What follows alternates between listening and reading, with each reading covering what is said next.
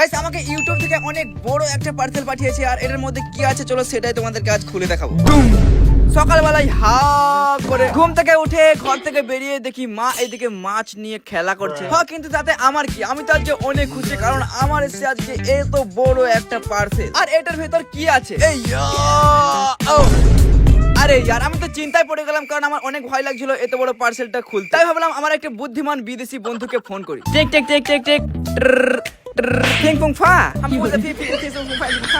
হ্যাঁ কিছুক্ষণ ওয়েট করলাম, তারপরে চলে এলো আমার সেই বুদ্ধিমান বিদেশি বন্ধু। আনবক্সিং করার আগে আমি ভাবছিলাম ঈদে পড়ার জন্য হয়তো এক পেটি জাঙ্গিয়া পাঠিয়েছে। হ্যাঁ দুজন মিলে আনবক্সিং তো করলাম কিন্তু জাঙ্গিয়া একটাও ছিল না, শুধু ছিল টুকরো টুকরো অন্য জিনিস। আমি আর আমার বন্ধু একটু পড়াশোনা করলাম আর পড়াশোনা করার পরে আমার ফিটিং করতে শুরু করলাম আর কয়েক সেকেন্ডের মধ্যে ফিটিং তো হয়ে গেল। ও মাই গড, এটা তো একটা চেয়ার। আসলে এটা কোনো ইউটিউব থেকে পাঠাইনি, এটা আমি নিজে কিনে, কারণ সবসময় এমনি এমনি বসে বসে গার্লফ্রেন্ডের সাথে কথা বলে বলে কোমরে ব্যথা হয়ে যাচ্ছে।